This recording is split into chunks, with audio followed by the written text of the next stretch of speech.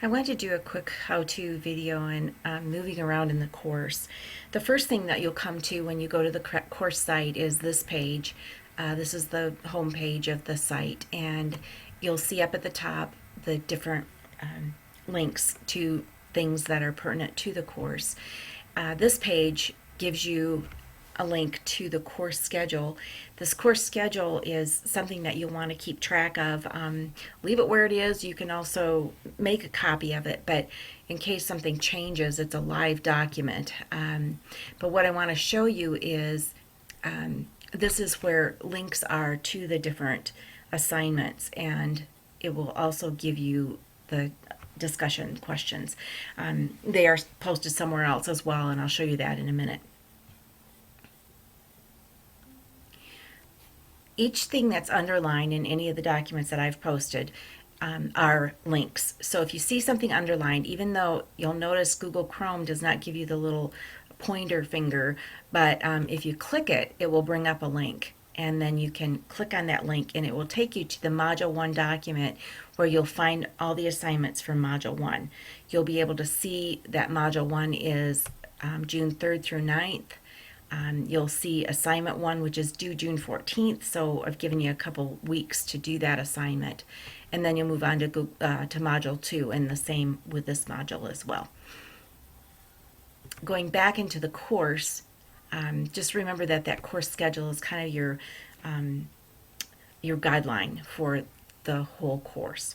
Announcements is where I will post announcements, possibly weekly, with whatever is coming up for that week. If there's nothing real pertinent, I probably won't. Notice that the announcements come up, so they're on top of each other, just blog-like. Down under here is a Screencast-O-Matic how-to for the case study instructions. And I will talk about that tonight, or talk about that in the Adobe Connect session. But if you miss the Adobe Connect session, at least you have this recording.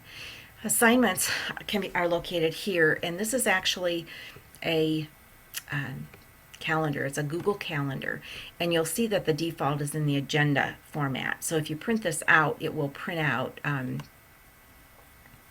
like this, where you can see just the different things that are going on within that particular assignment. So whatever you have highlighted is going to print out. You can also view it in week view or monthly view, so you can see when everything stops and starts. I like the agenda view because if you click this, Module 1 begins, you'll see the whole, all the information right here. You want to click more details, and then this is going to take you to the real details of the assignments for that module. Down here is a document that's the Module 1 document, which I just showed you how to get to in the course schedule as well. So you have two different ways that you can do that. So that's how to work the calendar. The other thing is in the calendar that you can click copy to my calendar, and then this will be copied to your calendar, and you would have that access on your calendar. End grade is where the grades are going to be posted. Be sure that you have an account by the end of the first week.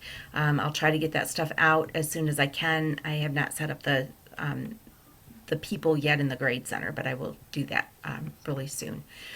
Google Plus, this is important because this is going to be where we do our discussions. So if you click Google Plus, it will take you to this site.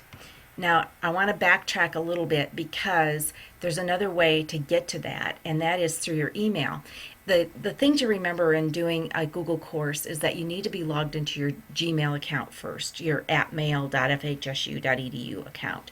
And you'll notice that mine is, I'm logged into that here. Right here, if you have not set up a Google Plus profile, you'll see plus you, Y-O-U. If you have set it up, you'll see plus and your first name. So I can get to my Google Plus this way as well. This takes me into my whole Google Plus, not just the community, where this link that I had clicked on up here took me right into our community. But the other way to do that is then to point to home and then go down to communities, and you can click that, and it will bring up all the communities that you have access to, and you'll notice that I have a few of them here. So I'm going to just oops, delete that, and we'll go back to this one because this is inside our community that we're going to use for discussions. Now you'll notice that I already have all the discussions set up. I have 6 discussions set up, and so the best way to get into this is to use this navigation over on the left. So if you want to go in and introduce yourself, you just click there, and I need to start this conversation, and I have not done that yet in this video, so I will do that soon. Then to get to the first discussion, if you click discussion 1, I want to show you how to not start a thread every time. What I would rather have you do is, rather than clicking here and starting to post, I'd like you to read my my information here, what I've asked you to do. You can click read more if you need to, and then you'll have to scroll down a little bit, and then click in here, add a comment. And what that does is it keeps everything in its own thread, so you don't have these postings all over the place, but I'll know that this is your response to my discussion 1 question when you post it right here, and that will work. I think that's about all I have to say about that. Be sure that you have a conversation in these discussions, because I don't want this to just be, a one-sided posting. This is not an assignment; it's a discussion, and the richness of the discussion is that you learn from one another, and that you can hear from each other what your experiences are, and especially in a graduate course, it will be good for you to be able to do that. I'm going to go back to the course, and you won't get back there this way. In fact, you will need to bookmark this site, because that's how you get to the site. So once you have the link, just bookmark it up here in your bookmark bar, and you'll have it. There's some instructor information. There's our standards and information, which we go by the ISLEC standards. There's also a few net standards, which I have not posted, but those are the technology standards. We have a social media policy. Here is the syllabus for the course. And then I've posted a few Web 2.0 tool things for your information. Here's the link to Screencast-O-Matic, which you'll use for the final assignment, or might not be the final assignment for one of your assignments.